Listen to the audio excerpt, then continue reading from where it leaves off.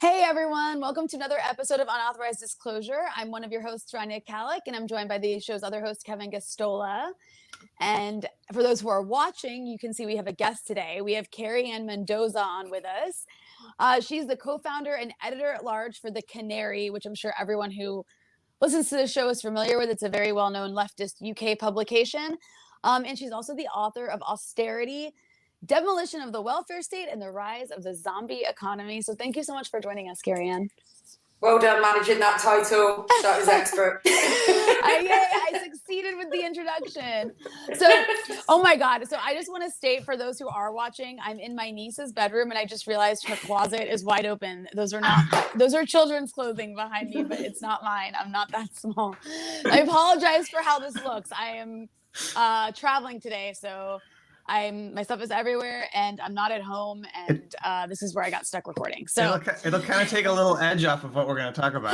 Yeah. So the reason I'm kind of enjoying it. Well, I'm glad it's entertaining. But the reason, so actually I'm really glad that we finally got you on the show, because you're someone we've wanted to have on the show for quite some time. It's unfortunate the circumstances that brought you on this time around, though, because last week your Twitter account was suspended. There seemed to be a pretty well-organized campaign to get your account suspended, I think by like mass reporting it by pro-Israel people mixed in with like right-wing labor people. You can give us some more details about that. But you tweeted out what I thought was a pretty straightforward, not offensive, even for pro-Israel zealots, not that offensive of a tweet, because people say that kind of stuff all the time.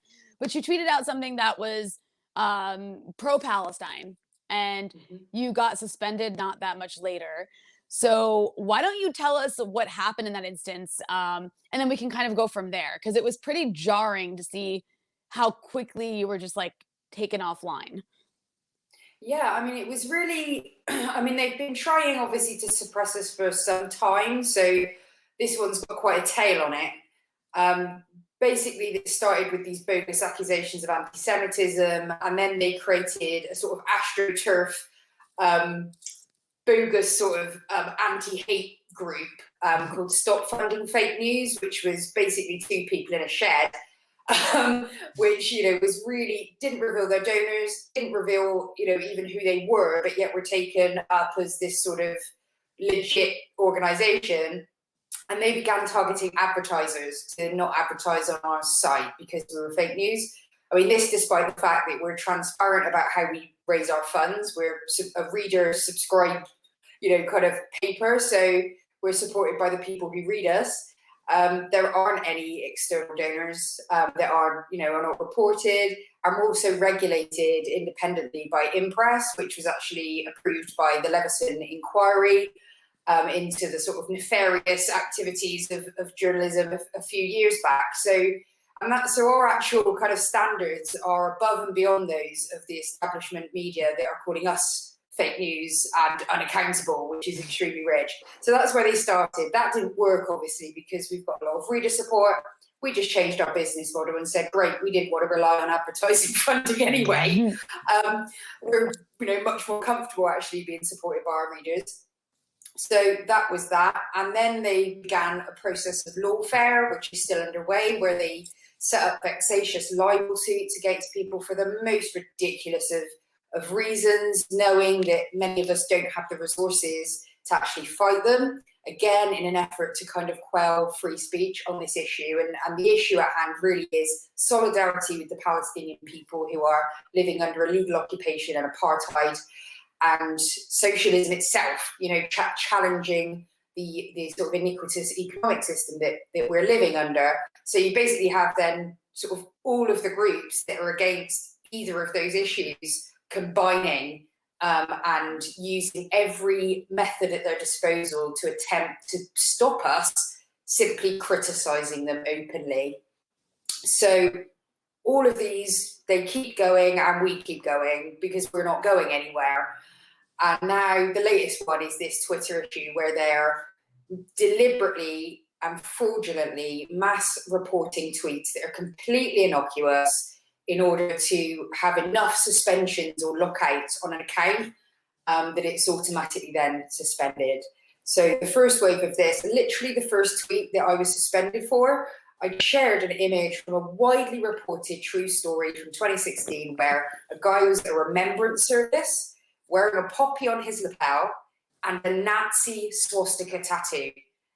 And I tweeted saying the hypocrisy of the far right summed up in one image.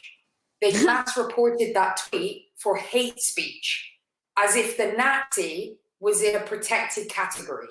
So you have people willing to create literal Nazis as a protected category, Wow. as far as to pretend that I am an anti-Semite, which is, I mean, you couldn't make it up. And then the next wave actually was I was talking to a potential person who had a story they may want me to report, and I gave them my own email address on Twitter to contact me. That was reported as doxing. What? My own email address. You doxed yourself? Is that? I doxed myself. And then we had the leading kind of members of the witch hunt, which I don't need to name. We all know who they are. Then tweeting, saying, "Oh, great! I got Kerry-Anne Mendoza suspended again. She's had to take down these tweets about me." And it was nothing to do with anything I'd even tweeted about her. So I was able to, you're able to share it and go, "This is the truth," but they're just lying constantly, and they don't even care that we can prove the fact that they're lying, because that's the kind of self-referential nature of this witch hunt, is that they only listen to each other. So essentially, they accuse you of being an anti-Semite 5 times, and then the next time they accuse you, they say this isn't the first time they've been accused, that they just go over the last 5 times, even though each one of those times is a complete fabrication. And you really, what this has actually done is ended up creating a scenario where it's made the price of solidarity really enormous for people. You can risk losing your job. These people are emailing people's employers, and having Twitter campaigns against their companies, saying, "Why are you employing this anti-Semite?" The same goes for politicians who are brave enough to stand up and say this stuff in public. They're then getting suspended or expelled from their political party under bogus allegations of anti-Semitism. And it really is, I mean, it brings back the kind of McCarthy witch hunt. It's exactly the same energy of that witch hunt, and exactly the same level of complete willingness to gaslight and lie without any shame whatsoever, and engage in the most outrageous intellectual and moral dishonesty in order to shut down what is legitimate criticism and fundamentally, at its heart, an anti-racist cause.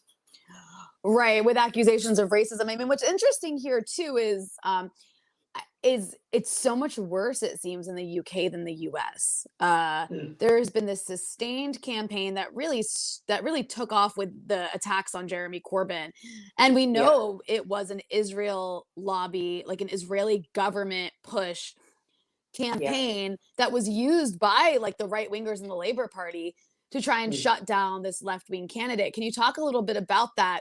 Because our audience is. We think we have a pretty international audience, but it's mostly, we mostly talk about American politics. And this is not something, aside from maybe, one of our Congress people, Ilhan Omar, getting attacked for saying something mean about the Israel lobby. This is not something that has the same level of, the same level of weight as it does in the UK, maybe because in the US we're more obsessed with calling people Russian assets than anti-Semites. But can you talk a bit about how this started with the attempt to really to really destroy the campaign of Jeremy Corbyn and destroy the left wing of the Labour Party? Yeah, I think really to understand this witch hunt in its fullest, you really do have to go back to 2014 and Operation Protective Edge. I was actually in Gaza for Operation Protective Edge, reporting from the ground. So I actually witnessed this with my own eyes, and I was reporting at the time this hideous offensive. I mean, everything apartheid Israel does to the Palestinians is egregious. But, those of us who were there in 2014 know this was particularly vicious. Thousands of people dead, just it's difficult to describe just kind of the horror that you were witnessing at the time. And it actually managed to make it out of independent media into the establishment media and into Parliament in 2014. And there was a big turn in kind of public sentiment around that time, away from apartheid Israel and in favour of Palestinian solidarity. And that really scared the shit. Sorry, I swore. Oh, you're allowed to. You're allowed to. No, brilliant. No It scared the heck.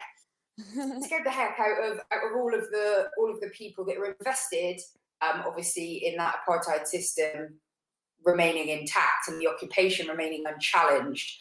So, and then in 2015, off the back of that, while we still had Ed Miliband as leader of the Labour Party, he was Jewish, the party actually voted to recognise Palestinian statehood. So you had a big pro-Palestinian public mood. You had, the main opposition party with a Jewish leader actually recognising Palestinian statehood. And it was at that point in 2015 that the Jewish labour movement were refounded with the express purpose of being a Zionist organisation. You can join even if you're not Jewish. There's nothing really Jewish about the Jewish labour movement. It's essentially a Zionist lobby group. And their express intention was to kind of recapture the Labour Party and the public mood in favour of apartheid Israel. And then, of course, the worst thing in the world from their perspective happened. Jeremy Corbyn becomes the leader of the Labour Party. That was bad enough. But in 2017, he came within 2,000 votes of becoming Prime Minister. 2,000 votes. I mean, it's a whisker. And if he had become Prime Minister, then you would have had the UK basically withdrawing from neoliberalism, becoming a socialist state, and becoming an anti-apartheid state. And obviously that was not going to be allowed. So then we had this drive, and they came out with so many spirits about Jeremy Corbyn. First of all, he was a magic grandpa in his cardigan, going back to your allotment. Then he was a terrorist sympathiser. Then he was a Czech spy. It was ridiculous smear after ridiculous. I miss yeah, claim. Yeah, this ran for a good month, even though it was complete nonsense. Was that he was a Czech spy? So that happened. Is that in line with the Russiagate smears? They thought maybe they could bring Russiagate in and kind of take Corbyn out that way. That didn't work.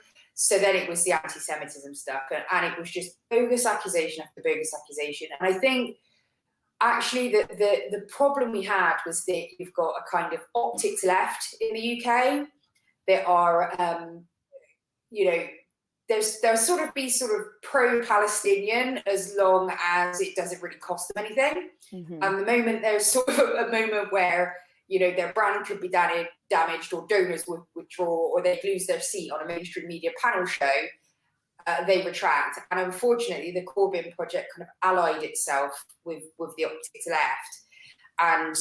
And I think the advice internally was to kind of try and focus on the domestic agenda, apologise, as if this was a good faith campaign and it would we could put it to bed and move forward. And we all knew, those of us who've been involved in Palestinian solidarity and socialism for longer than 5 minutes, know that if you're going to do this seriously, you can count on a hostile press and bad faith actors. So there's no point meeting these people halfway because their interest isn't in compromise, it's in destroying you and your project, everything you stand for. So you can't, it's extremely dangerous actually to indulge their kind of bogus version of reality, because in doing so, you delegitimize the movement itself. And that's what happened. You had a movement being extremely brave, activists who were losing their jobs, who were, facing harassment, abuse, stalking, standing up and saying, do what you like. I am not going to be intimidated into lying or accepting your fraudulent version of reality.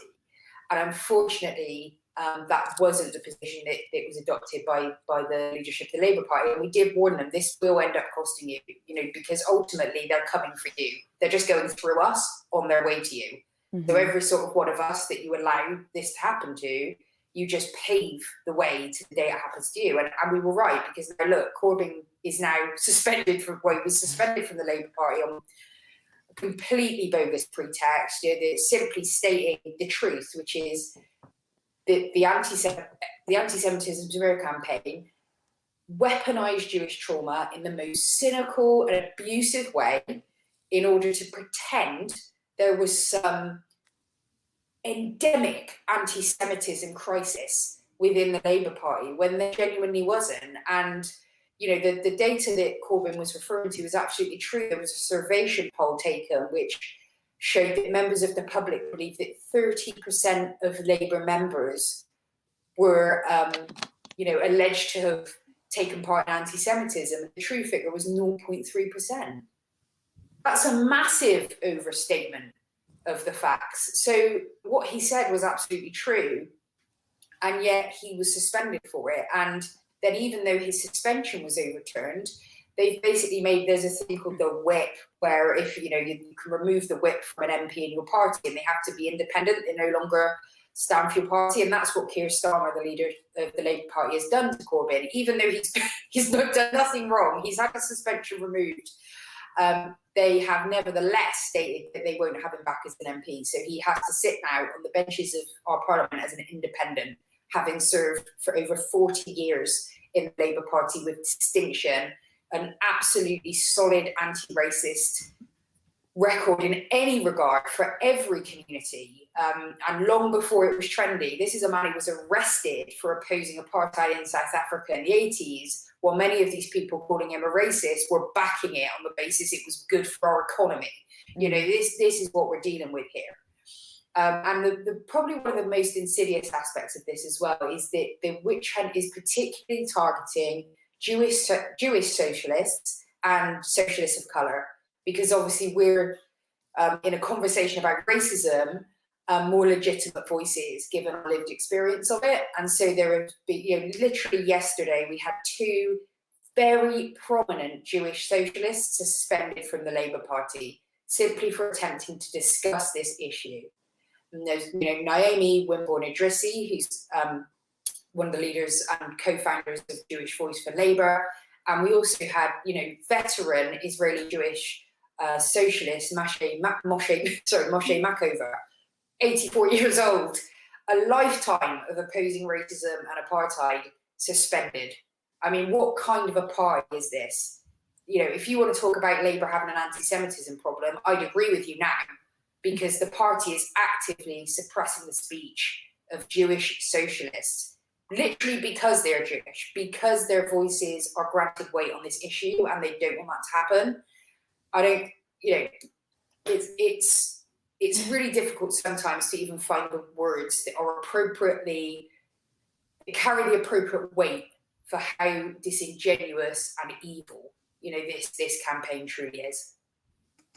So I actually have both of the clips of these people talking that have been blacklisted or have been suspended, and provided that I can make this work in StreamYard, I wanted to play. I just have to go get this here. So let's start with Naomi. Not a proper Jew, the wrong sort of Jew, self-hating Jew. I was called that for the first time when I was 19 years old at university, where I made a speech in defence of a pro-Palestinian motion. And it was in the Jewish Telegraph. And they front-paged it, this self-hating Jew. She must hate herself when she looks in the mirror. I was 19 years old. I've had people phone me up and say, we're going to put you in a wheelchair, we know where you are, we're outside your door. Probably the worst incident was when I was with my sister at a meeting about anti-Semitism with all Jews on the panel, and people were shouting at us, capos, capos. You're called traitor Jews, capos. Capo was a Jewish inmate of a concentration camp who collaborated with the authorities. We're talking people who collaborated in annihilation of their own people. So it's a pretty bad thing to be called. And it's Jews calling other Jews. Not nice. As a Jew on the left, who is intensely anti-racist and intensely aware of what anti-Semitism is and how dangerous it is, to be called an anti-Semite oneself is about as low as it gets. It's a bit like being accused of paedophilia or something. I cannot really think of anything worse. And it undermines the fight against real anti-Semitism. This is one of the most frightening things for me. People have been weaponizing accusations of anti-Semitism for political ends. The fact that that is going on seriously undermines and endangers our chances of dealing with genuine anti-Semitism, which is a real threat in our society. My name is Moshe Machover. I was born in 1936 under the British mandate in Palestine. So I'm a Palestinian by birth. I am Israeli by nationality and British by naturalization. Have I encountered anti-Semitism within my branch or my constituency Labour Party? Have I encountered anti-Semitism? Not at all. I've never come across it. I believe on statistical grounds, you know, I'm a mathematician, so I work out the statistics. There must be some. But the accusation that the Labour Party is riven with anti-Semitism or rife with anti-Semitism, or that it's institutionally anti-Semitic, this is absurd, ridiculous. I mean, it doesn't correspond to anything that I've seen or to any evidence that I've heard of. Everyone should join the Labour Party. Jews, Muslims, people of no faith, Buddhists, I mean, whatever. I mean, it's a party which fights against racism of all kinds. But mainly, I mean, this is part of being a socialist party.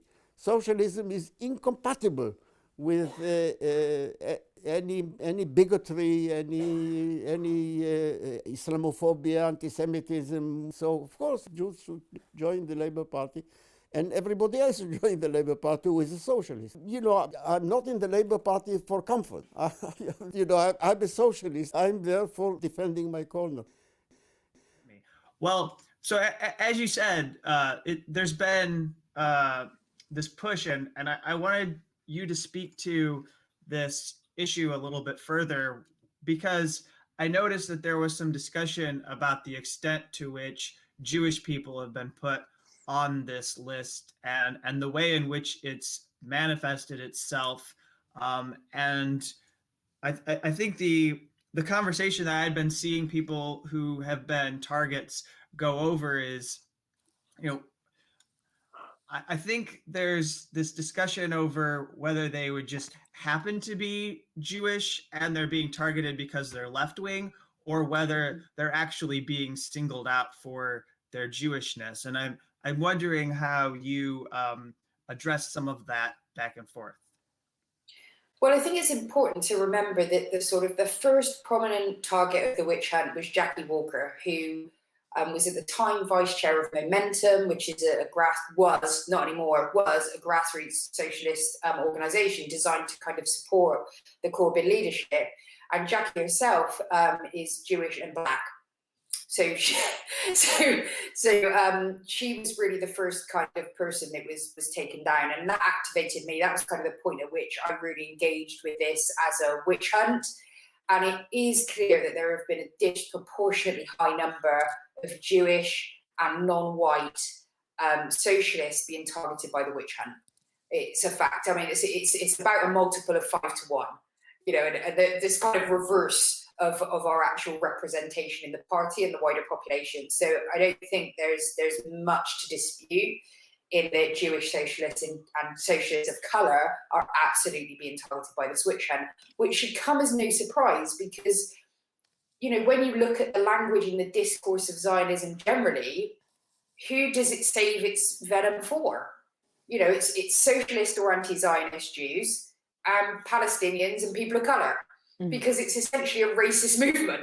So we shouldn't really be surprised that the witch hunt itself also continues that kind of approach of really this kind of reverse psychology, weird gaslighting that they do. Of you have these, you know, what are essentially a lot of the people leading this witch hunt are not even Jewish themselves; they're white, and they are going around to Jewish people and people of colour and telling us that we are the existential threat. We are the existential racist threat, which is such an abuse that I don't think anyone acting in good faith or with an IQ over 5 could seriously take as a legitimate argument. And that's the problem that we're in, is that this is not a good faith argument. We have, you know, a media, a whole kind of light entertainment, Twitter blue tick community, and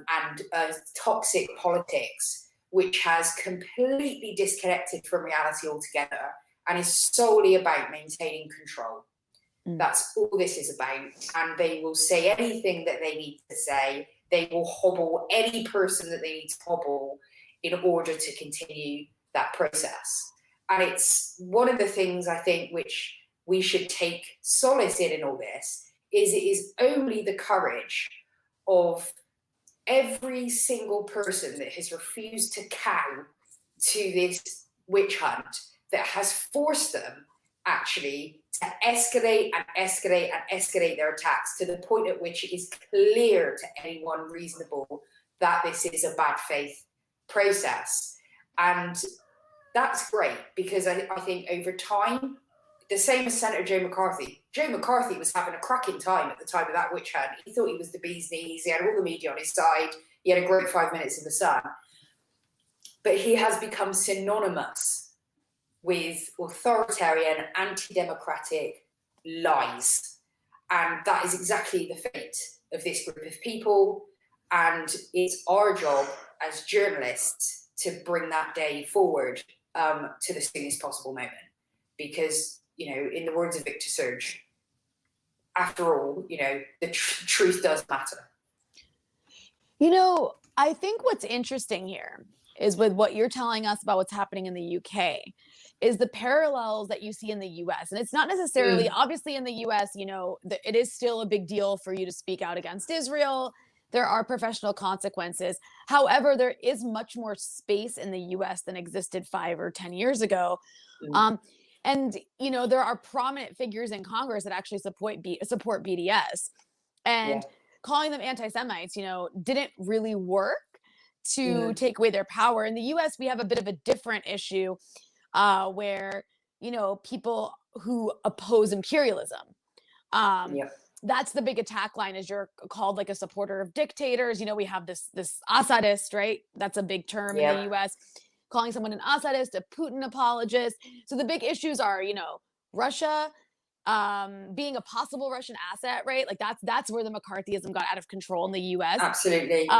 More so than the anti-Semite thing. But what I find about these parallels is that at the end of the day, this is an attempt by the state apparatus, by people in power, by elites, to use this wedge issue in order to prevent a sort of like unified movement against neoliberalism, which is growing, especially in the global north, because of the rising level of inequality. And, you know, and as a result, I mean, they're using it to attack the left ultimately. And I do think it's interesting that the US and the UK, and I don't know if Kevin has anything to add to this, but have kind of taken different strategies on this. Whereas the UK, it's much more around the Israel-Palestine issue. In the US, it's much more about around the, you know, sort of new Cold War, the issue of Russia infiltrating all our elections and deciding who gets elected.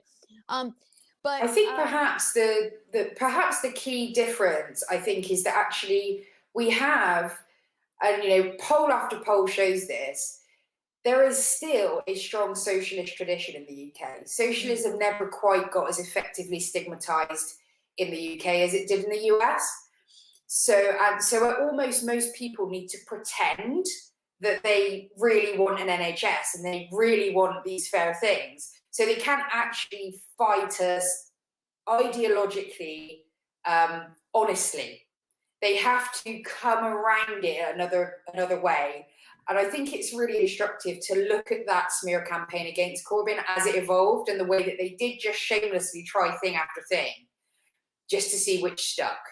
And I think in they do the same in the States. I don't think they particularly care which one sticks. They just care that they can land a smear effectively and persuade enough people that that's the reason. It's the classic thing of kind of narcissistic behavior, you know, when you're literally gaslighting people. You're saying one thing, but you're actually really another entirely. And we have a whole liberal kind of class here, of sort of middle class comedians, entertainers, you know, those sorts of people who are actually economically conservative but sort of generally socially liberal, as long as it doesn't compete. They like gay people. Exactly, they're like yeah. So they kind diversity. of got on board with the sort of new Labour neoliberal movement. They love that because it allowed them to do two things. It allowed them to remain economically conservative and support this completely unjust economic system, which is causing untold pain all around the world and in our country too, while appearing like friendly, liberal, kind of lovely people. And what the Corbyn Project did was out these people. Because the Corbyn Project said you cannot choose between these two things. You cannot be an economic conservative and a social liberal, because economics is not separate from social liberalism. You know, ultimately there are if you have an unjust economic system, it has social consequences. So they're not separate issues. And so these people had to find the justification for why they weren't pro-Corbyn. You know, you had this amazing diverse movement, massive, but it was the largest socialist party in Europe. You know, it's over 500,000 members across all faith groups and ethnicities, massive support among the young, just all of this energy and hope. And these people had to explain why they weren't backing it. So obviously they couldn't come out and say, well, actually, we just really love our mansions and we actually quite like things the way they are. We don't really want to tinker too much with the status quo, because that would completely destroy their brand. So this anti-Semitism witch hunt allowed them to find a fig leaf liberal, supposedly liberal argument against this movement for justice and equality, which didn't expose them. And it's really not that different in the States, I think. What, you know, the sort of the red button in the States is the patriotism issue. You know, the idea that you would somehow be enabling foreign agents to trash US democracy. I know I reported in the States for about 3 years. And it was so I was reporting in the US for the US presidential election in 2015, 2016. And it was just seeing that it's the same but different, as you say. Like they might pick different topics. The different topics, but the other thing, you know, now that you kind of just made me think of this in the US, that does parallel to this as well, particularly within the Democratic Party. Obviously, Bernie Sanders is not Jeremy Corbyn. Their politics are different. Corbyn's much more of a leftist. But in the US context, Sanders, like the most leftist presidential candidate we've ever had in my lifetime. Yeah. And who made it that big. And one of the things that they used against Sanders, because, you know, there was a lot of horror when Sanders got up on the debate stage with Hillary Clinton in Brooklyn, of all places, back in 2016, and said that Palestinians deserve dignity and respect. And everybody was like horrified. But Bernie Sanders is also this like old Jewish man. He's like, it doesn't get more Jewish than Bernie Sanders. Like, he's like, that's a big part of his identity. So it was very difficult to use the anti-Semitism smear with him. But you know what did work with Bernie Sanders inside the Democratic Party is the identity politics of, and that's what works. That's what works with liberals in the U.S. is identity politics, not in the Jewish sense, because they use Jewish identity politics in the U.K., but in the sense of, well, Bernie Sanders is an old white man and he's standing in the way of a woman becoming president. Bernie Sanders, like and then they also tried to reframe socialist, like, or redistributive policies that would obviously lift everybody up as being as being anti-Black. Like Bernie Sanders called for free college. And then they trotted out these like pro-corporate, Black members of Congress to say, well, if you're going to give everyone free college, then historically Black colleges are going to go bankrupt. So that's actually racist. Absolutely. Yeah, they do this. Yeah. And the irony is they couldn't have had an Islamophobia witch hunt. No. They couldn't have had an Black witch hunt, because those are the most pervasive forms of racism in the UK. So it just wouldn't have stuck. And we know that for a fact, because we just literally weeks ago had a report into Labour Islamophobia, which showed 30% of Muslim members of the Labour Party had witnessed Islamophobia in the party. The party has made no response. The press has just completely ignored it. Months ago, we had a leaked report from the Labour Party, which showed staff inside the Labour Party firstly actively conspiring to lose the 2017 general election.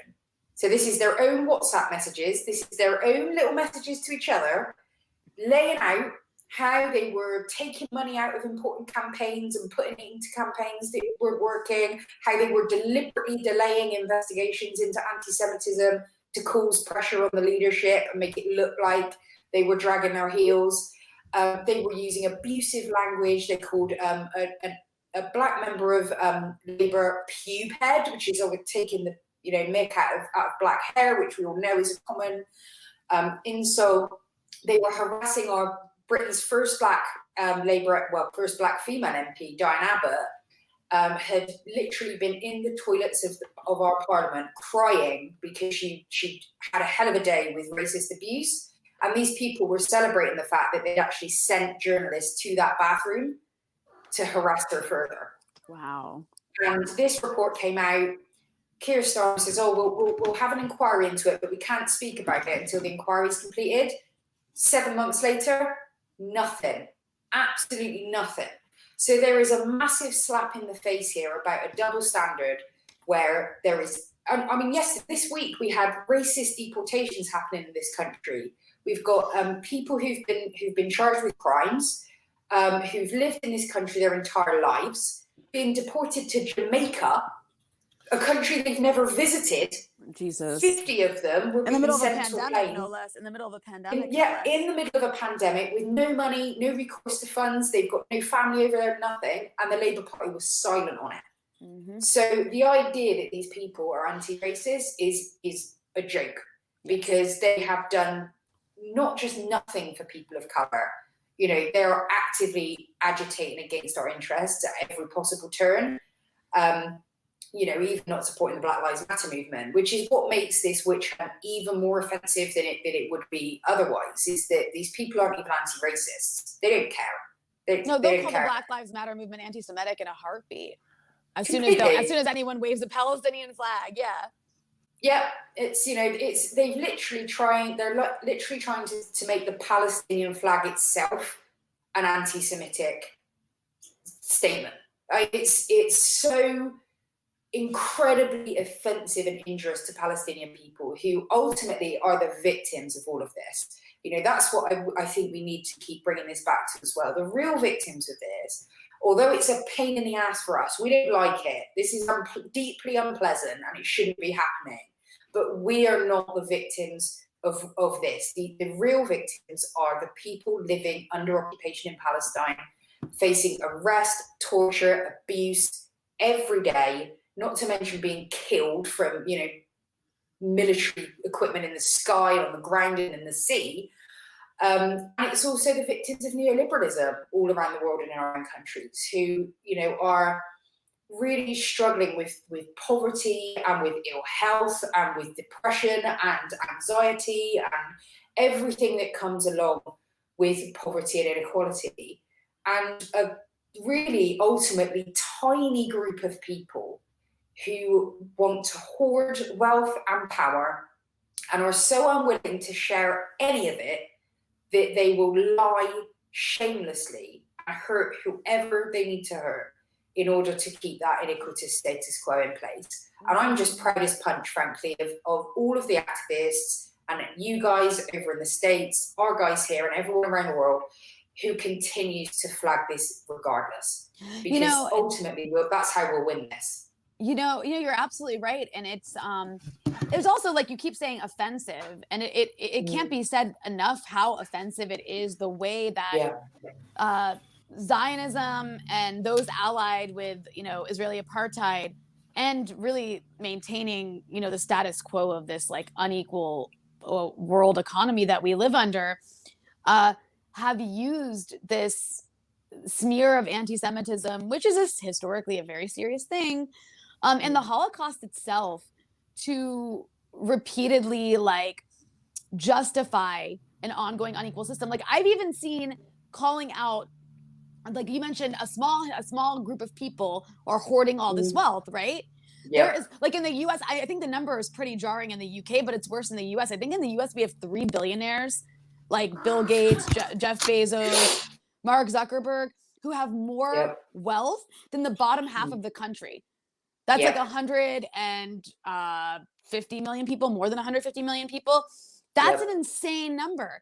And pointing that out actually will get pointing out that we have an oligarchy in the US has actually gotten me I've been called an anti-Semite for that before.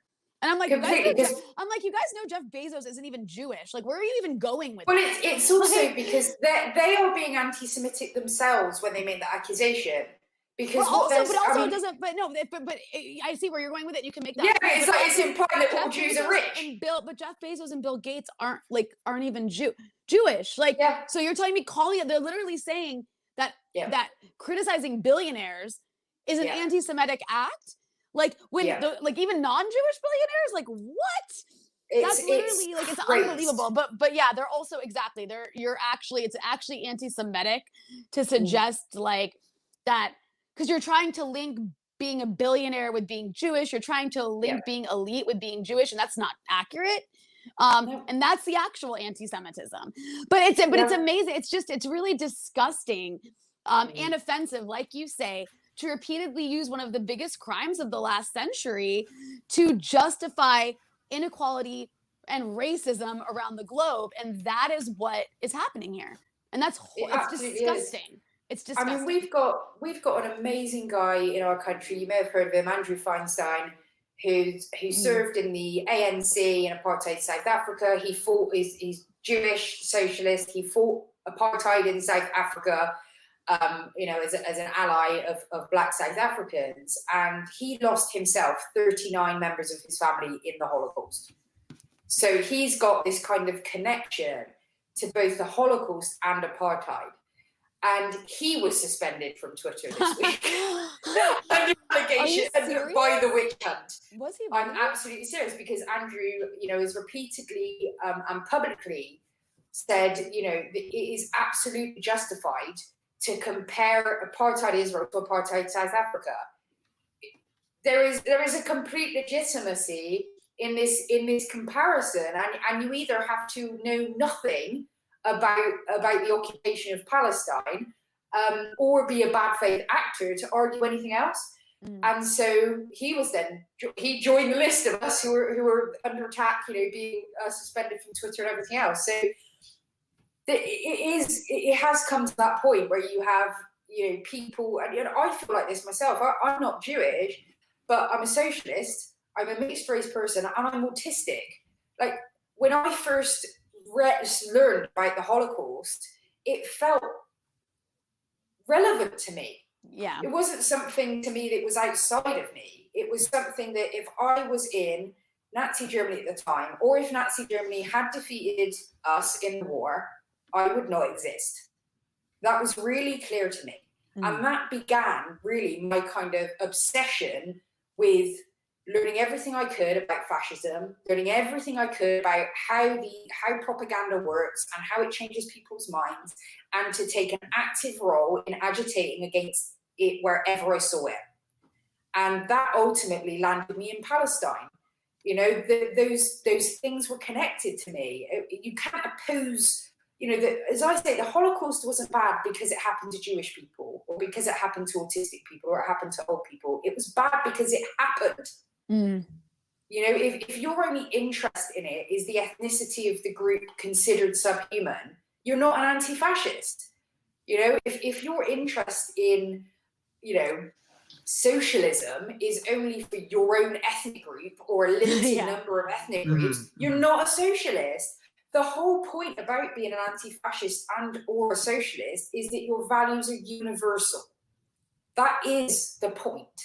And so, there is no way on earth you can separate these causes and say, oh, let's pull back from this issue because it's, we'll never get our socialist agenda in if we try and bring black people with us or Palestinians with us or whatever. And it's, I cannot stand, to be honest, the people that call themselves socialists or anti-fascists or whatever who actually don't fight these fights because ultimately they're intimidated.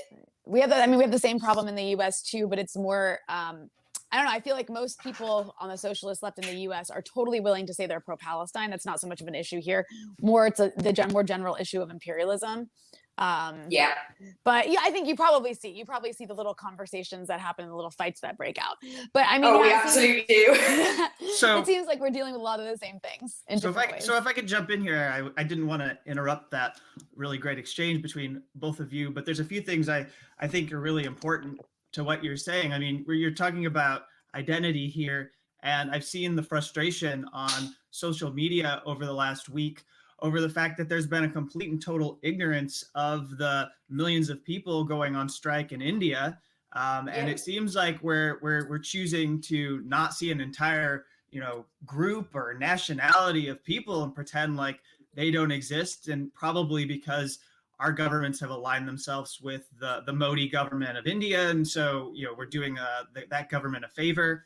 There's another thing that crosses my mind here. I had the opportunity or time to watch in the past week, and it's received rave reviews. And I don't know if you have any feeling, but as you talk about the legacy of racism in the UK, I have to recommend the Mangrove film that was made by Steve McQueen, because I think that it's a very beautiful film, and especially I'm not going to give any gloss to Steve McQueen that he doesn't have. I'm just going to talk about the piece of art in and of itself as it is viewed by people who maybe have no familiarity with his politics, and keep him, the artist, separate from the piece of work. But as it stands, this is a story that I didn't know as someone who is not from the UK. And it was also remarkable to me because, just to basically set it up for Rania and anybody else who doesn't know, this is involving a restaurant that was basically a space for Black people in Notting Hill, right, where people could come and they could find a reprieve from the systematic oppression that was going on in their daily lives, that was targeted by police. And so, but what was remarkable to me is to see this playing out in the Old Bailey, where Julian Assange has been dragged to.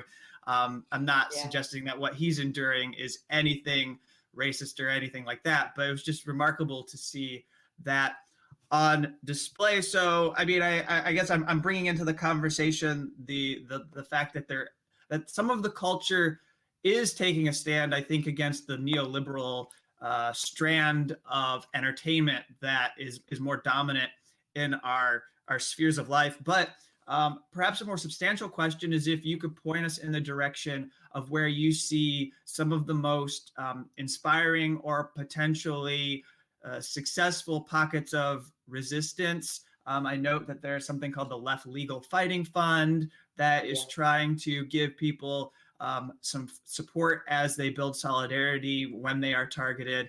And you spoke, as we were beginning this conversation, as we were about to go into this broadcast, you spoke about the need to build platforms and have ways for us to do this work without disruption. So maybe that's something, as we're nearing the end of our conversation, you would like to focus upon the kinds of efforts at solidarity and resistance that you do see being positive in their potential effects and impact. Yeah, thank you for that. Because there actually is so much to be proud of and to be excited by right now. And I think, firstly, given we're talking about anti-imperialism and sort of, to some degree, American and British, well, I should say English, exceptionalism, there are lessons to be learned from all over the world. Like, we don't even have to look at our own shores. Look what's happening in Latin America at the moment. You have Chile, ending, literally tearing up the Pinochet constitution. You have Bolivia.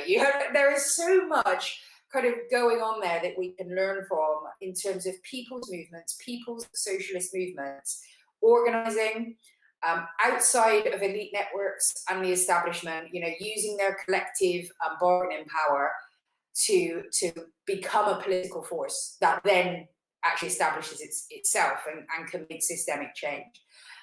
That's happening to some degree in the UK. And the dynamic here is particular because obviously in the UK, we consist of several nations. It's not just England, even though England likes to pretend that the UK is just England. There is Wales, there is Scotland, and there is also Northern Ireland. And Scotland basically several years ago just told Westminster political parties to go to hell. And their own party, the Scottish National Party, literally is almost all the MPs now in their entire country. They've just kicked out Labour and the Conservatives. There is no, the two main parties, the two main UK parties have no footprint now in Scotland. And as a result, it's probably going to become an independent nation outside of the United Kingdom very soon, possibly next year, but definitely within the next 10. Wales is now going the same way. Support for independence in Wales is now up to just under 40%. And it's as high as 80% in young people. So again, 5 to 10 years, Wales could be off as well. You're just going to get a little lone England on its own, I think. And I want that to happen, actually, because I think that will finally, have the English left leave the Labour Party behind, create their own movements like Wales and Scotland did. And it will also then, instead, it will be far tougher to hide two successful socialist countries right on the border, which is what neoliberal systems do. They just ignore all the successful socialist countries. They just pretend they don't exist. They just reference they still got to go back to kind of communist Russia or North Korea. Neither of which are socialist countries. That's a different kind of politics. And they just ignore all the success of socialism. And what we're now seeing is a rising socialism across Europe. We're seeing a rising socialism across Latin America, which has taken a real, genuine, empowered political shape. And here in the UK, we're seeing the same with both Wales and Scotland really quite markedly moving to the left to answer the issues in their nations caused by neoliberalism and this sort of disaster capitalism, which is still sadly very popular in England. So there's that, which is sort of one part of it. The other part of it is the more day-to-day tactics of it, and I think the Left Legal Fighting Fund is so important because it has effectively really damaged the lawfare approach that the witch hunt was taking, which was these vexatious libel suits, because the moment we were all backed up with a big kitty and we could start firing back, then all of a sudden they changed tack. So the more we can support initiatives like that, the other thing is really to support independent media, because we have to be able to tell these stories. We have to be able to communicate en masse about these issues. And that is not going to happen in the establishment media. It just simply is not going to happen. These are billionaire-owned, establishment-run organizations. You might have one investigation every 5 years that is basically the exception to the rule. But other than that, their entire machinery is dedicated to this ceaseless propaganda, this anti-socialist, imperialist, and frankly racist discourse, which is ironic that you have at the same time this anti-Semitism witch hunt. Meanwhile, you've got a government which is, deporting people and putting kids in cages, the same as Donald Trump did. So those are the sort of the key things. It's making sure that we have a strong way to challenge the legal, the immoral legal efforts to shut us down. Then you have to create a robust independent media that can challenge the narratives successfully. And when we say independent media, we mean truly independent. We don't mean a couple of hipsters with a YouTube channel who frankly more damage to this movement than helped it. And we need to stop this exceptionalism that is ingrained in us as Westerners from a very early age that says we are the forefront of everything. So if we haven't got socialism here, it can't be winning anywhere. When actually socialism is winning in a lot of places right now. We are behind the curve, and we need to kind of grow up a bit and I think learn from movements around the world in ways that I think are new to people, particularly in England and the States, because we just are so infected with this idea that we rule the world, that we forget that we don't really. We've just, neoliberalism rules the world, and we just have agents of neoliberalism in our countries that are very effective. That's it. So why don't you take a moment to tell us and everyone who's been watching our conversation and listening about the Canary and how they can support it and support your work and then we will wrap. Oh, thank you very much for that. I appreciate the opportunity. We've actually got a membership drive happening at the moment at the Canary. We've taken a big, bold step and created an investigative unit and a video unit and lots of things, hired new journalists, but we can't continue to fund them without your support. So please join us. We've got a campaign called the Canary 5K, which is a hashtag on Twitter. You can go to thecanary.co, that's just co/support, become a member. We are a full service newsroom, so we're pumping out stories 7 days a week, every week, all year for you, which are independent and kind of untainted by this establishment nonsense. So do join us. And if the Canary isn't to your taste, seriously, go back anyone else who's doing a similar thing, because ultimately we are one team. Excellent. Well said. All right. Well, and then just for people who follow our show, I'll give the standard pitch, which actually includes a new element. And I saw, Rania, you were talking with Katie Halper about it. You did pretty good. You did pretty good, but then you got stuck. Kevin. I was like, Kevin knows, ask him. You're like trying to pull me in. But yeah, so we have a bit of a presence on rockfin.com right now, and we're just experimenting with it to see if it as a platform could be good for us. And so far I'm relatively pleased with it. So anyone who goes and directly subscribes through our channel is going to give us the biggest bang for our buck. But if you do follow us on the platform as well, that also helps us. And this is a way to bundle content. I don't know if you know about this, Kerry-Anne, but they're doing this experiment where rather than you competing against each other, you sign up for the platform Rockfin, you subscribe through the show you want to directly support, but then you have access to every single other show that is uploaded on the content. You get access to all of the premium content. So like, for example, if the Canary had a show, you could subscribe to the Canary's show or podcast, and then people could watch our premium content as well as yours, but they are logged into the system as your subscribers, and you get the benefit from them every month as they subscribe. It's just $10. I don't know what that would be in euros, but it's probably more. But about the same at the moment. The price is depreciating so quickly. It's always more. But yeah, so we've got this. And then to end my pitch, if you go to patreon.com, we still have our presence there, and you can subscribe to us and become a patron there. So it was great to talk to you, Kerry-Anne. It really was. You were lovely. I learned a lot, and we would love to have you back on at some point in the future, hopefully to talk about some more good news, as I always say. Anytime. We'll have to return the favor as well and get you guys talking to our UK audiences. That'd be great. All right. And we'll be back next week with another episode.